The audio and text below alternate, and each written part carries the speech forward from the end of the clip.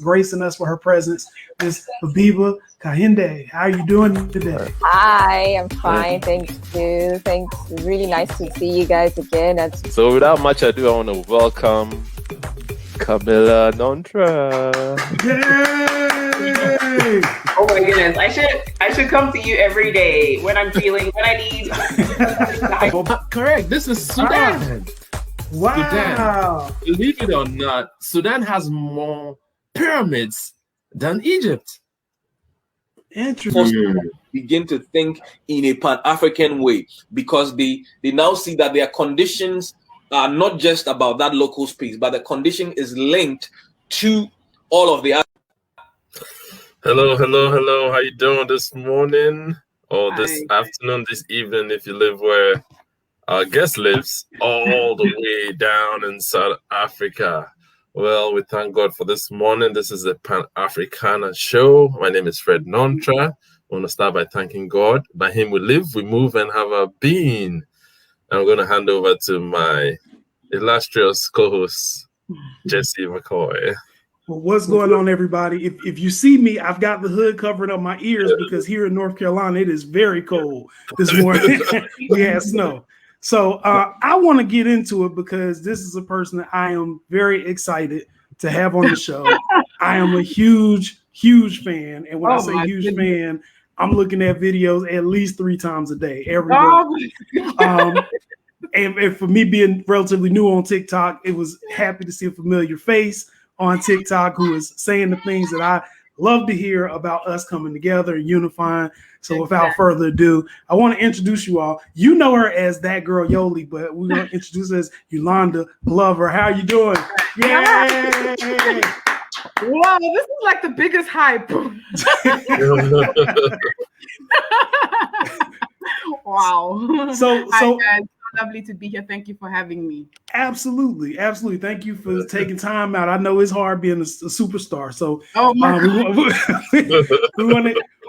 to talk to you because the interesting thing about how I came across your page. Like I got on TikTok. I'm kind of an old man here, and I see TikTok is for the youngsters. So my students told me about it. I got on TikTok. And the first day I get on, there's this whole thing about Africans, like some hashtag Africans versus Black Americans.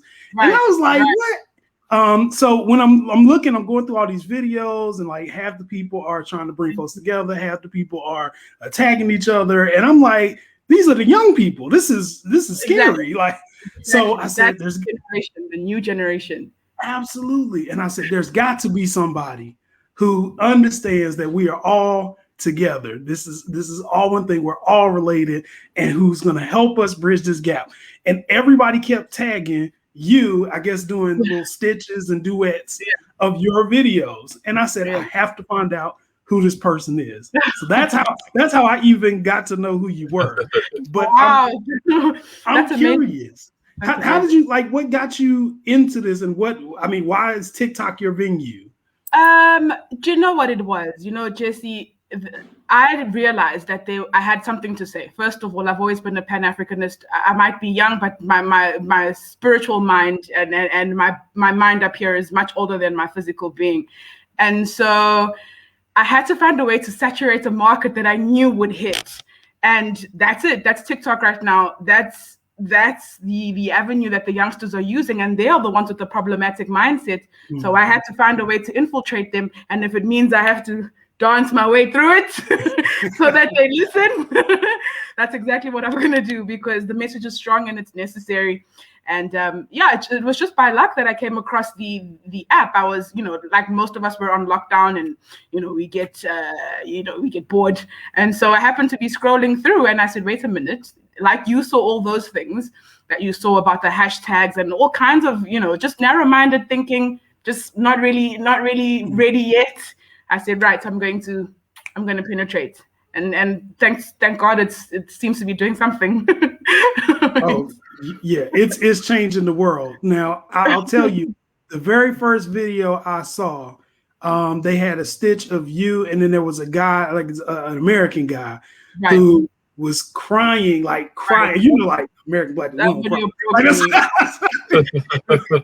That video broke me. I was like, man, so I'm listening to this guy and he's like, man, I never even knew that people in Africa cared about us. Like we even had a home. Exactly. And it's resonating with me. I'm like, man, everything that we've learned here. It's so bizarre, Jason, because in Africa, that's not the narrative. We've always known that you are our family. And so just for me, see, when I made that video, it was literally, I thought it was something that was, of universal knowledge, only to find that as I was reading the comment section, just the pain I felt, just knowing that genuinely African Americans genuinely feel displaced, genuinely feel isolated, genuinely feel unloved. I was like, this can't be it. And so just to shed light to the voice, that's not what we know in Africa. It's a narrative created by, we know who created the narrative. Yes. And so I had to get in there. I had to get in people's mind and show them the love of an African, because that's all we know. Love comes from Africa. Everything else that is hatred, it doesn't come from the African part of things. It comes from somewhere else. Wow. So you're getting some fans already. Someone says they love your hair. Thank you. Walker. Thank you so much. Thank you. Well, I would like to welcome you to the show. Thanks for joining us. Could you also introduce yourself? Tell us where you're from, what part of South Africa you're from, and then... Oh, that'd be great. Well, I'm Yolanda. That's my name, Yolanda Glover. I am born and raised in Durban, KwaZulu-Natal. And that is the friendliest province in the whole of South Africa. This is common. If you Google friendliest province in Africa, you will see Durban. And the reason for that is because we're just a very eclectic amount of people, and we're very open-minded and we're very welcoming. And so I'm a product of that environment. And so that's what I want to project to the world, coming from Durban. I'm 29. I'm a Pan-Africanist from the age of 18. Wow. So that's 10 years in it. And I still have much to learn and still have much to grow, a lot to grow in this mindset, because to be a Pan-Africanist is a complete lifestyle change. It is a logical consciousness change. It is an awareness of the world that not many have reached yet. And so you have to pursue knowledge. As a Pan-Africanist, you have to pursue knowledge every day. You have to make it your thing to pursue knowledge of your people and of the space around you as well. It's very important. So okay. So I just want to get into it. So on both sides, you have, on the African side where we have people who see images of Black Americans going to jail, doing this and all that. And that's the image that the media portrays. So there's a mindset, there's a bias that has been created, and then on the other side, you also have our brothers here who also see people from Africa, NGOs showing hungry children and all that. So there's also another mindset there. But it's a trick someone called it, I don't like to use that word, dominant culture, but it's a trick by the media to pit us against one another. And I'm like, that's so, but you have to see through all that. It's in their best interest to create that divide. We all know that. Exactly. So if we don't see through that, we're gonna, we're not gonna move forward. Because some of us have been colonized, some of us have been, enslaved, and all was motivated by greedy capitalists. Because capitalism at its best, it's minimize cost at whatever. No matter what, and if it means enslaving people or colonizing people, and then maximizing profit. And we know America was built on free labor by our brothers here who were shipped. And so, what would you say to that? Okay, so that's quite a loaded statement, and I tackle it. I'll tackle it portion by portion. Let's deal with what you spoke of first, and that's the stereotypical part of it. The reason for a stereotype rests purely on miscommunication, fact. A stereotype exists because of a lack of communication, right? Some of it might be rooted in whatever truth is perceived by the person that's writing that narrative, right? And so the first thing, the most important thing, is to do exactly what we're doing, and that's to communicate. We've got to open those lines of communication in order to dispel those myths, because unfortunately, especially in the West, that narrative is extremely strong, and they see what they're taught to see. And they very often don't pursue external knowledge. So we've got to open first the conversation. And we have to do that in a way that is respectful to each other, in a way that is trying to fuel the message forward. If you fuel the message of unity forward, and the message of love forward, and the message of Black pride, or people, all kinds of pride, you've got to fuel that first. And so then when you come to discuss, you come from a place of love. And so that's what I've managed to do. People do not feel threatened when I speak, because they know that I come from a place of love. If you come from a place of wanting to instruct and dictate a mindset to somebody, you will lose them instantly. You've got to come at it from a place where you're like, this is the truth. You are family. You are my brother. We are now going to have a meeting. This is how you feel. I put it to you that this is how it might be. This is a different perspective. And that's how you start to change the narratives. That's the first thing we're going to do. Open the communication. The next thing, which is extremely hard, is tackling that capitalistic mindset. That we will battle from today until the rest of our lives. we will battle capitalism. However, it's different if an African American comes to Africa, because the narrative there is not to hinder the Black man, it's to further the Black man. The narrative in Africa doesn't seek to divide a Black man or put obstacles in his way. It's the complete opposite. So you've got to expose, African Americans need to expose themselves to that culture too. They need to pursue the knowledge too, very much so to the Africans as well. They need to pursue a consciousness that is of the, let me help to understand what my brother's feeling, why he feels that way, why he has that stereotype about me. It's all, for me, it's very simple. Communication from both sides, from all the sides of the diaspora. Wow. Oh, that's well said. We have our first question already. Wow.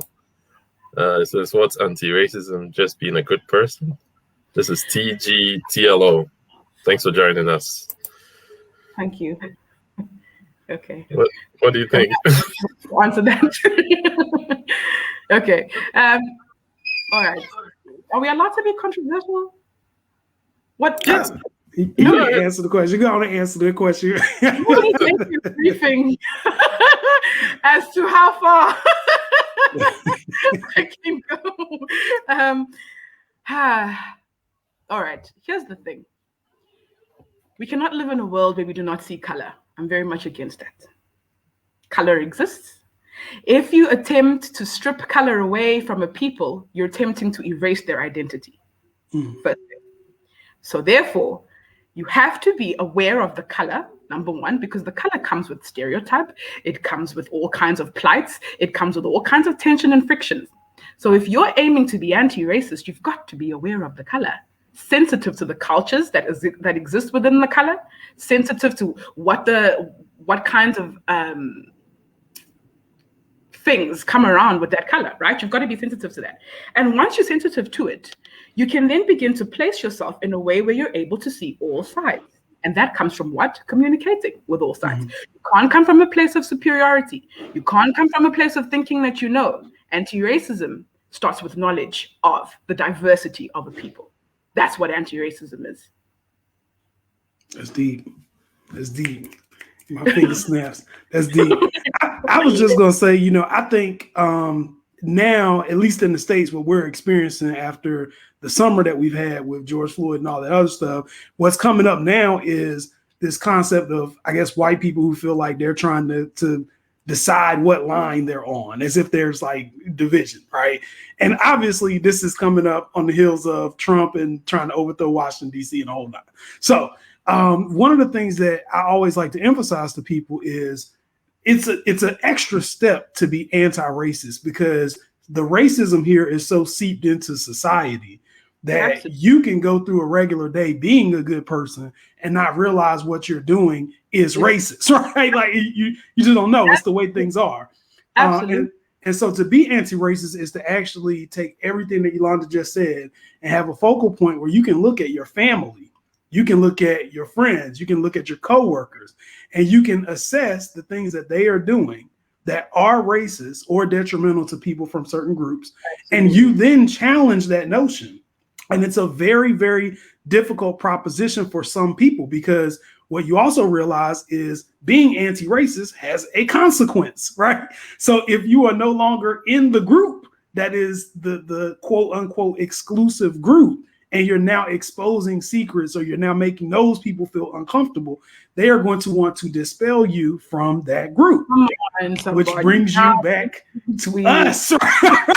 Brings you to us.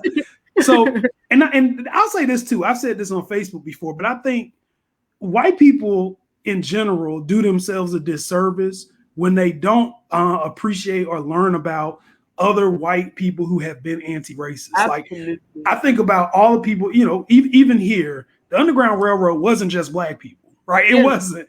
But Exactly. we don't talk about, you know, the coalitions that people built. We don't talk about John Brown. We don't talk about those folks, because to them it's like, well, you know, things happen. Even civil rights movement, it wasn't just black people, right? The coalitions come together because somebody says, I understand I'm in a position of privilege, and I want to use my privilege to help someone else and to destroy the barriers. And unfortunately, in a capitalist society, that can be very difficult to do when you still got to pay a mortgage and you still got to pay rent. Yeah, that's the thing. You're so right. There we go. Exactly. You've nailed it. That's exactly it. That's exactly it. Absolutely. Nobody knows the struggles that Black people in America face more than a Black South African. Our stories are parallel. We've experienced it much like you've experienced it. If there's anything that we have in common, it is that at the very core. And right now, even the struggle against capitalism is still a thing. So nobody gets it more than a South African will get it. We're still dealing with it. So we get it. Absolutely. Absolutely. Yeah. Well, let me ask you this. I want to take you back to when you were 18 and this concept of Pan-Africanism was introduced. How was it introduced to you, and what about it made you say, yes, this is what I want to dedicate my life to do? My goodness. I fell in love with a very, very intelligent man. Most of the stories start that way. That's absolutely. And I'll say it. I'll stand firmly on it, because had it not been for that encounter, I wouldn't have this mindset that I'm at today. Okay, so first of all, I was raised in a family that was very much about pursuing knowledge. You couldn't go into my family and say anything to my dad without having a PowerPoint presentation and factual evidence. That's just how we were. And also my family, being a product of apartheid, they understood it, and they were so thirsty and hungry for something that didn't look at Black people as victims, something that put the power back into a Black man's hands. And so we began to pursue the knowledge. I began to pursue the knowledge even in high school. I did fall in love with someone. I'm not going to name him now because no, I won't. But I became enlightened to the fact that there is a way of thinking, and to be Pan-Africanist is just to understand the beauty of being African, and to express that beauty fully, and to dispel myths fully, and to engage in a culture that is so rich together. It's about sharing it. And if I look at all those that influence me, Brother Kwame, Brother Toussaint, even Bob Marley, I could list for days, Marcus Garvey, Stephen Biko, I could list for days all of the people, Martin Luther, not even Martin Luther King, sorry, Malcolm X. I could go on for days. But the crux of the knowledge is because it made me feel good. And I wanted to feel that kind of pride and then expel it. It was radiating off of my body. And because I walked a certain way, and I talked a certain way, and I thought a certain way, I began to help people to see that in a certain way. The mind of a Pan-Africanist is not a victim mind. That's right. It's a mind of pursuit of knowledge. And that knowledge is in pursuit of all of us of the diaspora. All of us, and that's what I wanted. That's all it's about for me. For me, it's about that. And in the movement, there are those that are radical, extremely radical, And they have radical thoughts about being a Pan-African. And then there's those, Absolutely. so you know, like in any movement, I'm a woman, and so my nature is to lead with love. That's just all it is. It's to come from a place of nurture, and I found that to work. I found it. Well, I want to make sure I'm not ignoring the comment. We're not going to put it up because it's obviously racist that's commenting. Yeah, exactly. But Clarity 101, it says, if you leave America, if you hate it. And, you know, he says some other things about black. He's saying leave America if you hate it. I guess that's meant for me. I don't know. You know, I'm not going to curse him out like I normally would. I was just ignoring him. But no, but my thing is, you know, if he don't like America, he can leave. You know what I'm saying? You don't have any more right to this country than I do. My family has put in sweat equity, time, labor. We built this country, and it's soil that you're walking on was paid for on the backs of black people. Thank what you. Is he saying? Thank you. So anyway, Clarity, you're not very clear on what you're talking about. You need to go read a book or something. In the meantime, some knowledge. In the meantime, so my question, every time when I look at your videos, I'm always inspired. Thank you for yesterday, because yesterday she put up a video with music. She was like, I'm not teaching today. I'm not inspiring today. I just want you to feel the music. And it was on my work break, and I was jamming to the drums. I was jamming. That's speaking to. Yes. So my question for you, in all the collection of videos that you've done, ultimately, I feel like, what do you see your legacy being, given the influence that you've had, given all of the education, obviously, that you've got on Pan-Africanism? What do you want your influence ultimately to be? I love this question, and I often answer it very simply. Every person of African diaspora is direct lineage of royalty. It is in your DNA. And so as a kingdom, the kings begin to speak like kings. The queens begin to speak like queens. If you destroy the mindset of a black man and teach him the mindset of an African king, you will see just how he will carry himself. Kings don't partake in gang activity because they are. Kings don't partake in any kind of, you know, illegal activity or drug acquisition, whatever, because they understand. You teach your sons that they are royal descendants. It makes them walk different. Similarly, you teach queens that they are of royal descent. They'll start to walk differently. They'll start to respect themselves differently. They'll start to demand that respect anywhere, in corporate, in life, anywhere. And so that is the crux of what I'm trying to do with all the knowledge, with all the videos.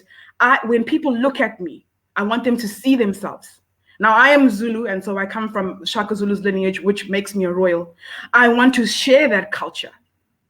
I want to share that those ones whose culture was taken away from them unlawfully, unfairly, I give it back to them. I can do that. I can give it back into their hands. I can take that power and give it back to them, give them back that royalty, give them back that love, and they will begin to move and walk and think different. Kings don't work for the man for the rest of their lives. They acquire their own wealth. Kings don't argue with peasants. They acquire their own mindsets. Queens don't walk around disrespecting themselves. They hold themselves in higher regard. And so my hope, and I know this will be factual, it will be factual because my videos will exist for life. Eventually, every single person of Black diaspora will wake up and they will realize exactly what it is I'm saying. The battle is no longer about us being victims. We've never been inferior. That is a lie. And so the more I begin to teach that, the more they'll realize it. And they can see it when they look at me. It's regalness. And because they look at me and they see that, it penetrates in their soul too, and they want to pursue. That's my biggest. That's so poetic. Do you engage in any poetry at all? Oh my gosh, I used to when I was young. I used to be the spoken word person, all of that. I used to do that, and then I stopped. I don't know why. My life, what's up? Hi, my life. Yeah, my life is our Kenyan sister. She says, "Wow, just wow." She's in awe. Hi. Yeah. So, well, I have two questions, but I'll save one for like later. Sure.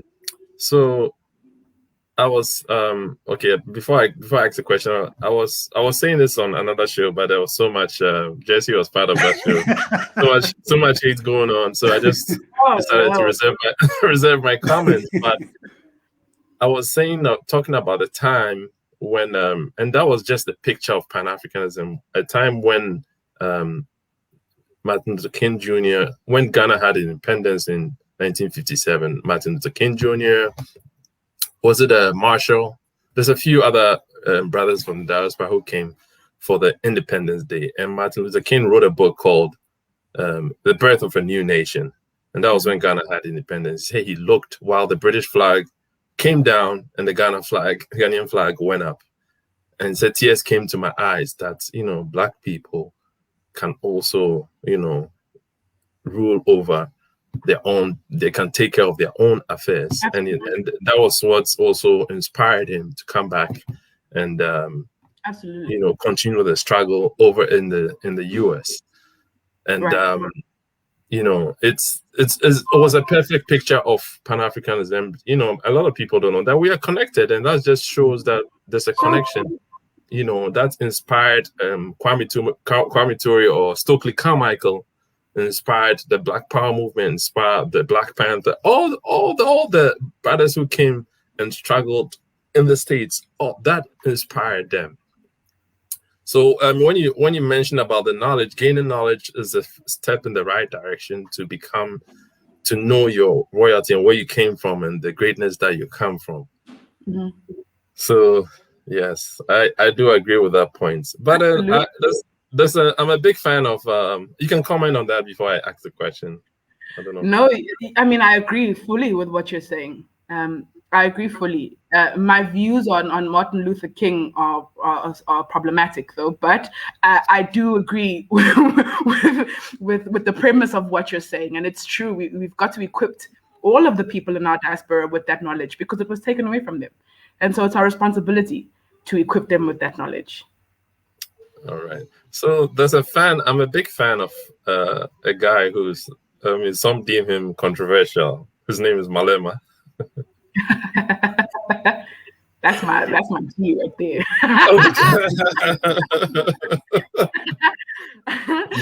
Yeah. I remember when he got up one day when after George Floyd had been brutally murdered, and he had a t-shirt on, "I Can't Breathe," and then he was actually blasting the brothers who fight each other and kill each other. And it's like, how do you say Black Lives Matter and you're fighting each other, you're killing each other, you're killing people who are from, who are fellow Africans, but because they're from a different country, but they look like you and you're killing them. How do you say Black Lives Matter? I just wanted you to comment on that. Absolutely. I am a very huge follower of Julius Malema, and that's even problematic to say in South Africa, but I don't care. The very crux of Julius Malema is exactly what we're trying to push here, except that he does it in a radical way. So, he tends to alienate people, but he doesn't give 2 cents about it. Yes. Neither did Malcolm X. He spoke what he spoke and said what he said, and he didn't care. And so it's true. But I want to comment on that narrative of Black people killing Black people in America specifically, or anywhere, because that did happen in South Africa as well. We've got to understand the root of what the problem is in the first place. The root of that disconnect between people of color that kill each other, right? It's rooted in a narrative that we have to tackle. And that is the pursuit of greed, the pursuit of money unlawfully, all of these kinds of capitalistic problems that aren't even social, okay? Most of them are rooted in trying to acquire something. And so you have it, or that's my turf, or it's nonsensical, all right? Mm-hmm. Because they haven't reached the awakening that we are all supposed to be a family. They haven't reached that awakening yet. And the reason for that is, think of those in power. Do those in power, in America specifically, want to share the wealth? No. And more or less, do they want to share the wealth with Black people? No. Therefore, those plights when we're trying to scramble for a peanut, we're all trying to scramble for that one little peanut. It's going to cause strife and it's going to cause conflict. And it's all rooted in that. It's rooted in that. All that violence is rooted in something, and it's rooted in that. And so once we're able to understand where each other comes from, you say, no, brother, but we're kings. Kings don't handle debates like this. Kings don't do it like this. Let's sit down and talk about how we can fix this moving forward. Because they're not going to, the minute you start fighting each other as a black man, you are a joke to the white man. You're a joke to the system. Immediately, they're like, look at them. How do you expect to even gain an ounce of respect when we're still doing that to each other? You see, what threatens them is when we speak like this, when we speak knowledge like this. That makes them feel uneasy. And then they can be ready to converse with us. But whilst we're still fighting with each other, it will never happen. And see, it's so much to that, because I think about it from the perspective of capitalism, but I also think about this as just the American story in general. Like, America teaches you from the day that people got off the boat, they start killing people, right? Like that's pretty much what America is. And they created a country of it. And what do they do with the military now? Like, they send it all over the world to kill people in the name of America, right? That's the nature of That's the nature of the beast. The movies we have, it's action movies, like shoot 'em ups. Like, that's just our thing. But one of the things that always has impressed me is the reason why I think in America particularly, and it may be like this in South Africa as well, with a slight difference being that in America, they teach you slavery to now, right? So it makes it seem like your life as a black person started as a slave, and there's no story before that. Absolutely. In order to get the information about who you were before slavery, you have to do some real serious digging. And you have to pay a whole lot of money to know where you come from, which is ridiculous. Absolutely. It's ridiculous. Give these people the kids for free, damn it. Yes, absolutely. You got to pay. You got to be able to afford to go to a college that's going to have the books. That's going to be things that you can read. Now we struggle here sometimes for a lot of like low income communities. Like when I grew up in, you don't have internet access. So like just saying go to Google, everybody can't do that, right? So you don't have that information. And what happens is you become so isolated from everything else that's going on that people say, I just want to be recognized and acknowledged and respected. Absolutely. And if the only way I know to do that is to throw hands, that's what I'm gonna be doing. I'm throwing hands. I'm gonna be the best. I'm gonna be Mike Tyson out here, right? And people gravitate to that because they say he's the guy with the respect, or she's the lady with the respect, and I'm gonna gravitate to that. But it's all playing with these forces that we can really overcome by doing things like what you're talking about, what we're doing right now. I think the other thing is I challenge Black Americans to read works of African literature and African history, because we are taught to believe that that is a distant continent. It's far away. It's not. Well, some people aren't even taught. They don't want you there. Don't go there. Some people aren't even taught that it's a continent. Some people are taught it's a country, right? Yeah. But like many times we're told that it seems like it's so far away and it's so far removed. And after all these generations here, it's like you've given up that birthright to even claim, right? So now the issue is we are in a position where as Black Americans, I think we are better in 2020 than we have been in the, I guess, 300, 400 years since we've got here, right? We have access to be able to do stuff. So I'm challenging people. Jesse, and I'm going to challenge you with you. I'm going to challenge the African American community with you, because what I've seen, it's one thing wanting to hear the knowledge, right? You've got to pursue the knowledge too. You see, what I've noticed is that I have to speak and tell you and tell you and tell you and tell you. And if I don't speak about it, you're not going to want to go and learn about it. You're going to wait for me to speak about it. And so I challenge you as well, just like JC is doing, go and pursue that knowledge. In fact, my next video is going to be about African literature. I did a live where I was in my home library and I was showing African literature and just the responses of, wow, there's actual books. Yes, there are actual books. They are. They are. And so you've got to want to pursue the knowledge too. And it's funny because as much as I can preach this message, Jesse, I've been met with equal amounts of resistance from people in America too, saying, well, I'm not going over there. Well, this is that. Those stereotypes are existing because you're failing to want to seek the knowledge. Here you have an African who is telling you, yet you still want to believe a narrative created by the West. I am not in the West. How can I have anything to do with the mindset of the West? First of all. And secondly, just that initiative. If we're saying our culture is open, the continent is open for your exploration, what is stopping you from wanting to pursue that? That's where I struggle. It's always, but Yolanda do this, Yolanda do that, Yolanda do that. No, Jesse, you go do it. Come back to me, and then we'll talk about it. If I'm giving you a culture, meet me halfway. If I'm offering you something, meet me halfway. If you're trying to learn the language, meet me halfway. Yeah, it's like that. It has to be a mutual teaching from all parts. I can learn some things too. I'm always open to learning. In fact, there's so many things that I want to learn from the West as well. And I want to pursue that knowledge. Let's do it together. It's all about you viewing the African experience as a unit, a killer machine that doesn't need infiltration from the West. It doesn't, in my opinion. And you know what? If they put me in office, it's over. It's over. If anybody puts me in any kind of political office, it's over, because the first thing I'll do is say, cut off and seal off every single border that is infiltrating from the West. Take everyone from the diaspora back to where they belong, take them back, and then seal everything off. Let us deal with the issues internally.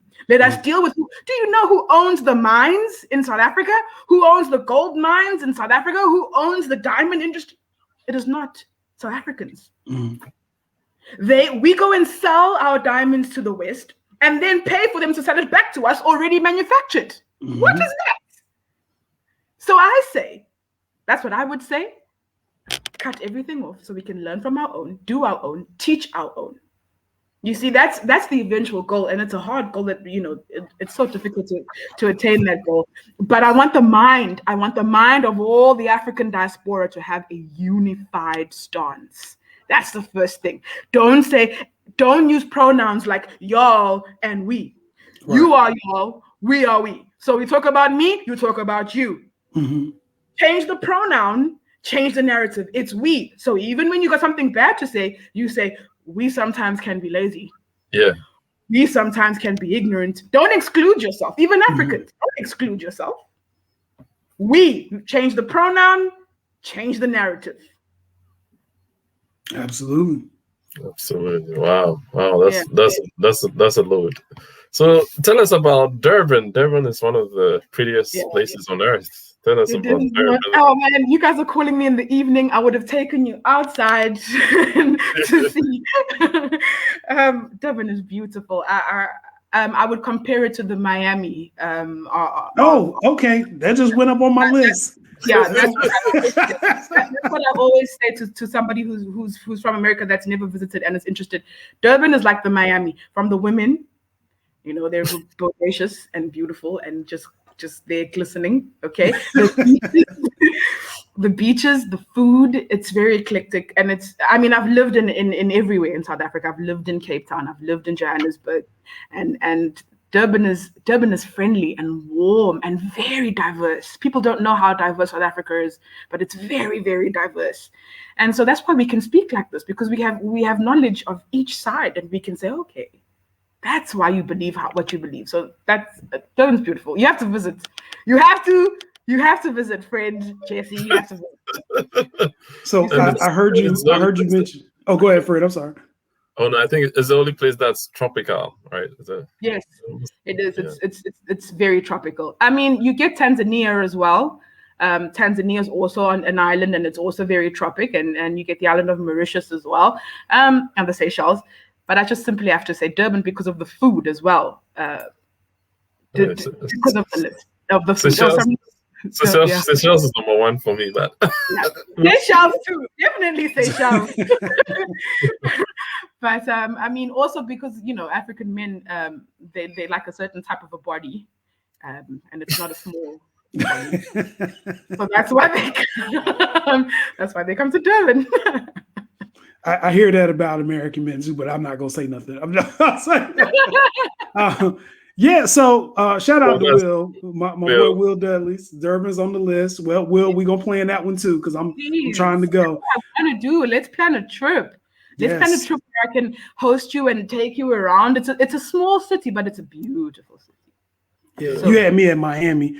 But let me ask you this, because one of my favorite topics to discuss on this show is culinary delights. And I hear you mention food. What kind of food are the people in Durban eating? What is good in Durban? Oh my God, we look so good because we eat so good, first of all. Okay, so like I said, South Africa is very diverse and there's an influence of all different types of cultures. And so the food is very eclectic. But the crux of the Durban food, the Durban flavor, is spice. Okay. Spicy food. That's right. There's curry. You guys know what a curry is. Jamaicans make a curry, Ghanaians, Nigerians make a curry, but a Durban curry will ignite your spirit and you will speak in tongues. You will speak in tongues because of the flavors. And the reason for that is because of the influence of the Indian culture. If you know what happened with Durban and the influence of indentured laborers coming in from India, they brought their spice. And for that, we thank them because that's the mixture of the indigenous food plus their spice. Magical. So we have this thing that's called a bunny chow. It's a signature Durban dish. It's called a bunny chow. Nothing to do with bunny chow. Yeah, we're not eating a bunny at all. But it is a flavorful curry that is scooped into bread. So you take off the loaf of bread and you scoop out the inside of the bread, and then you fill that with the curry, and you take the bread out and you dip, and it's called a bunny chow because it will make you run.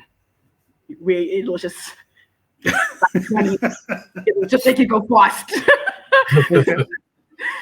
So that's a signature thing. And then also I'll speak about the African cuisine, which is very staple and very similar to the West African side as well.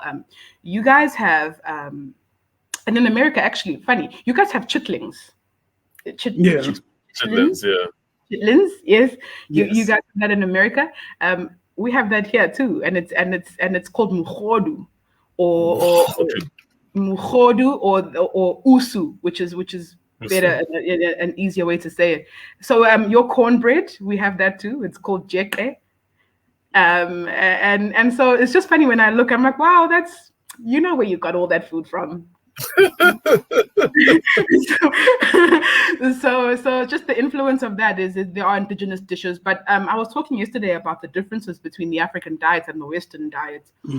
And our diet is very heavily based on starch and maize and very carbohydrate filled vegetables. And so when we have weight on our bodies, it's hefty weight. It's strong weight, as opposed to a Western diet which is full of MSG and grease and settles itself in the lower parts of your stomach. Yes. Yes, I am a victim. Always goes to the back part and the side part. That explains the shape. Yeah, I can attest to that. Our main staple here is French fries. So, and you start eating like an African, please, Jesse, from today. Yes, I try. The strange part, and this is gonna sound crazy. In America, at least in the areas where I've lived, in America, particularly in the American South, fresh produce tends to be more expensive than the trash. And that's how they get people, because folks who don't make a lot of money here can't necessarily afford. You might be able to do fresh produce like once a week, but you can't afford to get fresh produce every day. But McDonald's can give you a cheeseburger for $1. So that's how we get caught up. You're touching on something so important there. And the conspiracy theorist in me is alive, just hearing you say to utter those words. A healthier diet of fresh produce is more expensive than a processed diet. So in other words, eat processed food so that you may endanger yourself, so that you cannot fight the good fight, so that you may not be able to do what you need to do, so that we can trap you with obesity, so that we can trap you with all kinds of things and make you not a fabric of society. I beg. Jackpot. Jackpot. And on the way out from the McDonald's, we got a liquor store right across the street too. So, conveniently located. So yeah, I think it's something that now people are a lot more educated about, and folks are again, like Black people here, we starting to kill it now. We getting in the high offices, we doing stuff, and people are starting to see kind of the differences in what you were talking about in diet and kind of the weaponized dieting, if you will, here, and they're starting to change over. But you know, it's a process, man. This whole thing is big, and then the last thing, you know, go ahead. I'm sorry. Okay. No, I was saying we're trying to undo 450 years of detrimental mindsets. Absolutely. Yeah. We're not going to win in a couple of months. We've got to keep fighting at it every day. You have to make the conscious choice every day. So we're here for the fight. I'm here for the fight. I'm here for the long haul. Absolutely. The last thing I'll say is, you know, as far as the conversation we had earlier about expanding horizons and pursuing the knowledge, the other thing that they make very expensive is the trips, right? To get from here to Africa is highly expensive, so that most Black people here aren't going to be necessarily in a position to do it. That is just tragic and evil. Yeah, well, you knew it was coming. So what I'm challenging people to do now is to start looking at these trips, looking at vacations, and trying to plan out finances in such a way that you get an opportunity to go. And I'm not even like advocating for a certain part of Africa. I'm just saying, look, go. I mean, I'll tell you about a certain part of Africa, and I'm pretty sure it's the same in West Africa too, if you actually do the conversion. Yeah. A ticket to South Africa is $30,000 which 30,000 South African rand, which translates to $2,000. Yeah. And I'm pretty sure it will be a similar path in the West African part of it. Yeah, it is. That conversion. So $2,000, right? And the reason, okay, I can guarantee most people haven't even looked at how much the conversion would be, number one. So they're thinking in their head, it's absolutely impossible.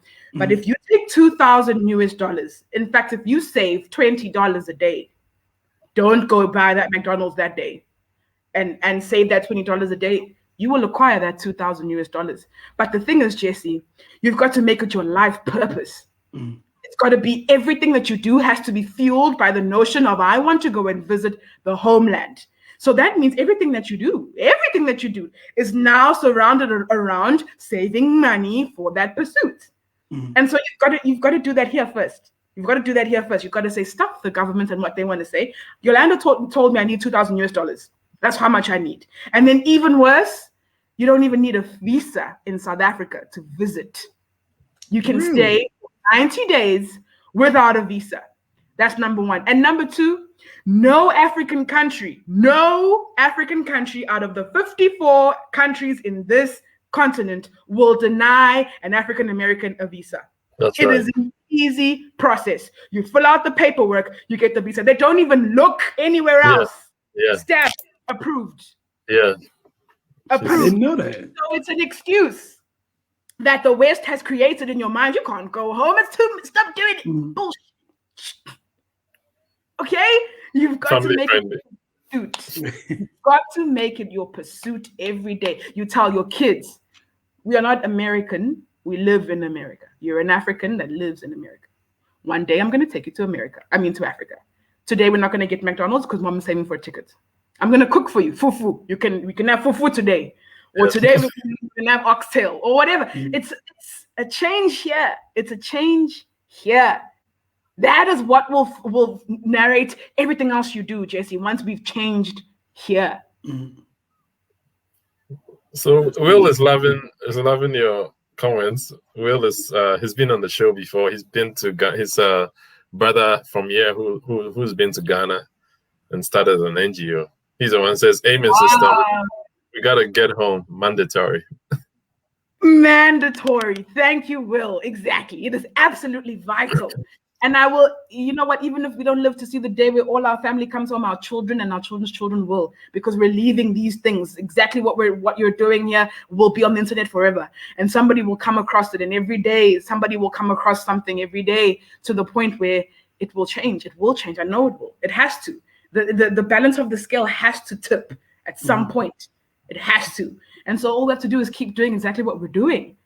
We have to keep doing it. We have to keep it on. We can't get distracted. We can't stop. We've got to keep doing it. So yeah, and now is a very good time to buy tickets because tickets are highly discounted because of what's going on in the world. I know. I just looked at a ticket to go to Ghana, and I will be going to Ghana in December. So I already know.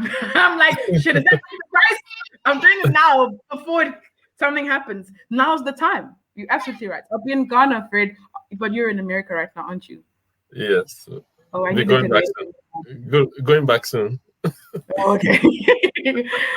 Yes, Ghana is the goal. I'm going to Ghana. Yeah. You have to come. We going. Some fufu and banku and kinky and jollof rice. I just want to get my hair braided on the street for $20. That's all. They'll grab every strand. They know how to braid. It's actually cheaper than that. Is it cheaper now? Oh wow. Cheaper than that. Anyway. Okay. I don't know. It says an experience it was. You know this person? Yeah, I can see that comment. Wow, it says an experience it was. ZA is a shortened phrase of saying South Africa. Oh. So she's saying she had quite an experience in South Africa. Oh, okay. Cool. Awesome. Awesome. We abbreviate ZA, South Africa to ZA, sometimes RSA, depends. Oh, yeah, RSA, Republic of South Africa. South Africa. The ZA is actually still colonial because it comes from the Dutch influence. The Z is part of the Afrikaans language, which was a Dutch derivative. So we tend to say RSA, and not so much ZA. We don't like the Dutch anymore.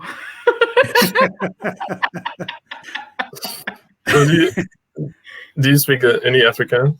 Yes, I do. I speak several African. Well, not. I'm learning Swahili is the first thing. I'm getting there, but I speak Zulu, which is the language of my native tribe, and then Afrikaans as well, and then Sotho, which is from another tribe, but I learned it because it was very closely related to mine. And so yes, okay, cool. I think most Africans are multilingual, actually. Yes. Yeah. I think so. Which is why we speak English with different accents. Sometimes you can hear this accent.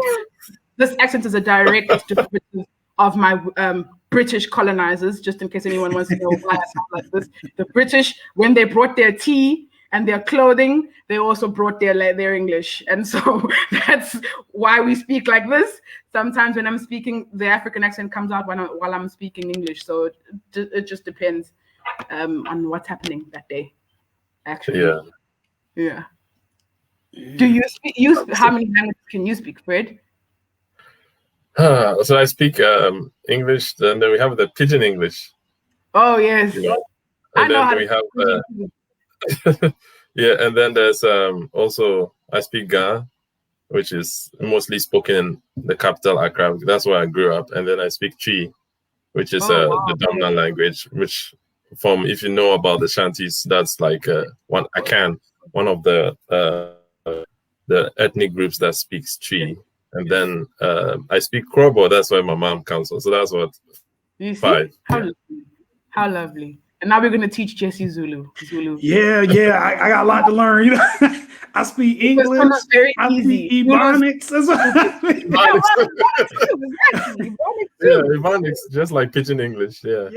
My mom. So my mom was involved in like all kinds of stuff in the 60s, but she actually learned French and Swahili. So she tried to teach us Swahili when I was little, but we didn't keep it up. In school, I learned a little bit of Latin for everybody in Vatican City. You know,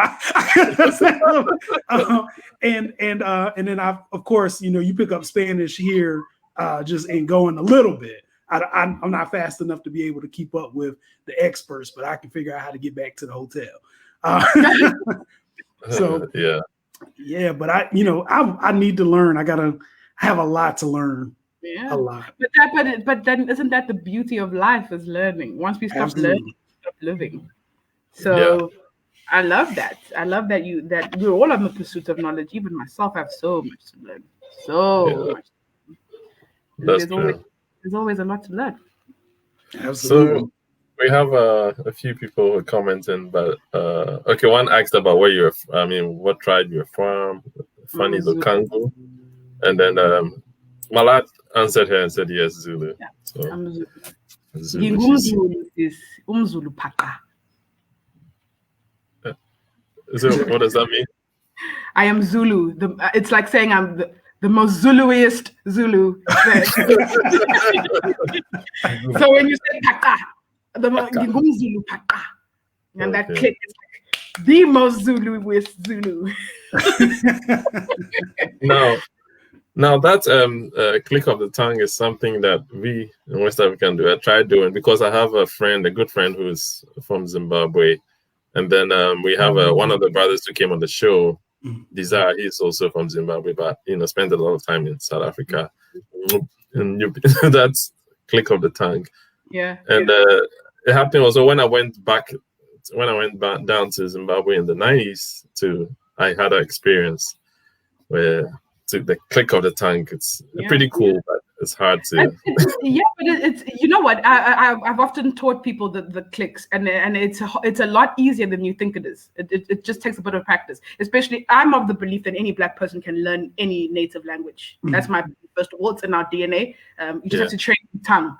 And so if you understand where the sound is coming from in your mouth linguistically, then you can practice. Like if you want to say. That's understanding that your tongue, just the tip of your tongue is touching the roof of your palate. Yeah. And then you have to use air to push it out, like. Yeah. You gotta keep practicing. If you understand where the sound, you can say because you know what your mouth is doing. Ah is touching the roof. A is touching the back. E touching the front roof here, and ooh, you're just making a vocal funnel.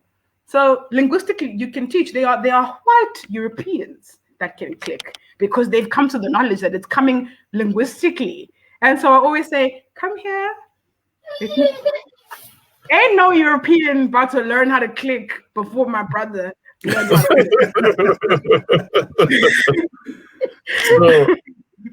Fanny was asking what we're talking about. We're talking about Pan-Africanism, and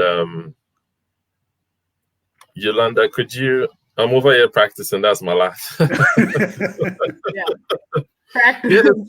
same way in West Africa, we have last names or names that are GB, which is big.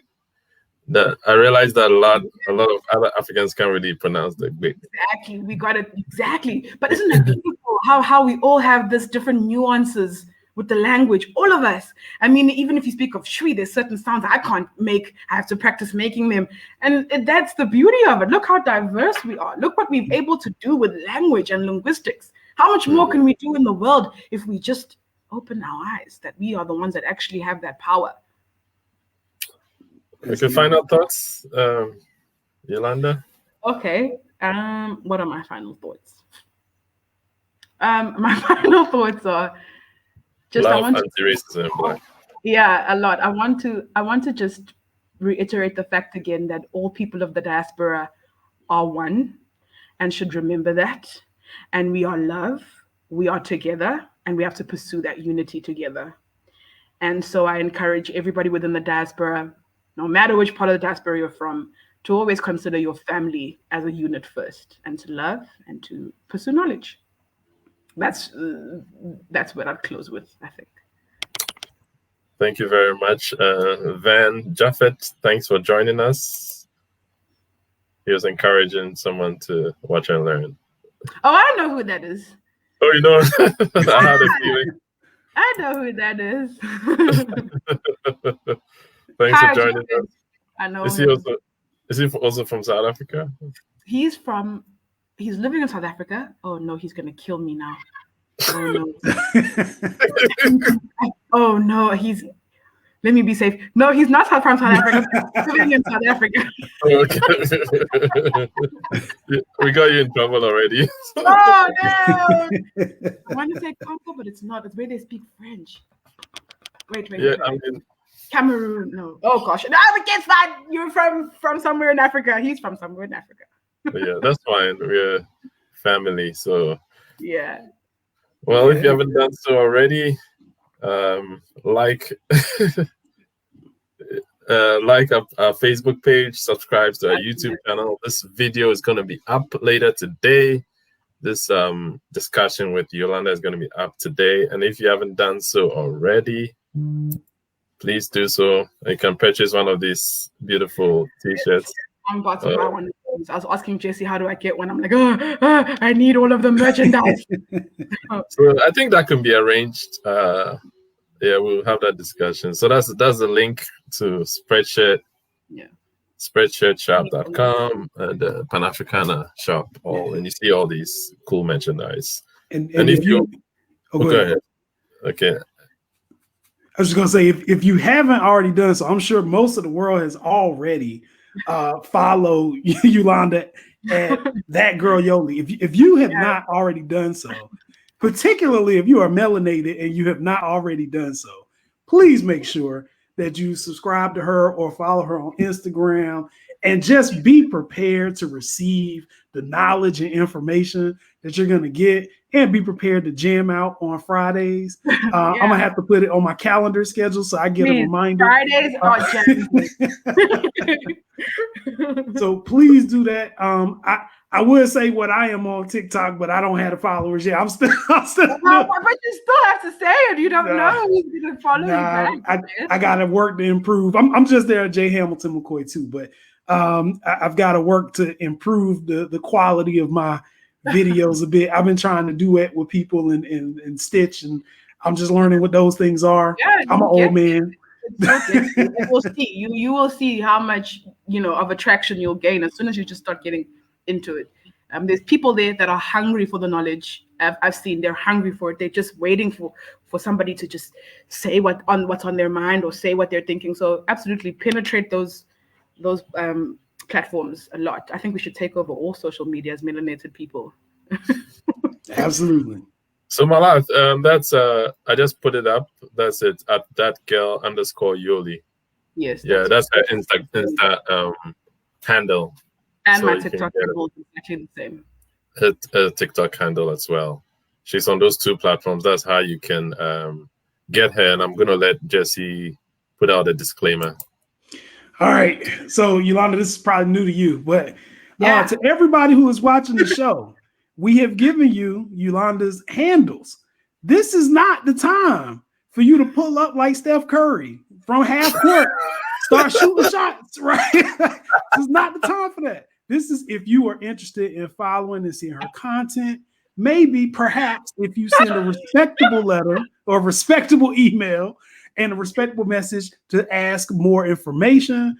But please, please, please do not abuse the privilege and send eggplants and all kinds of stuff that y'all people be doing nowadays. Please don't do that. It's not for that. Well, I'll say, because she's grown, unless you get consent from Yolanda, please don't do that. Okay. Just putting it out there, because I know everybody's watching us when we're on Periscope and Facebook, and who knows what crazies get this. Like, oh, that girl.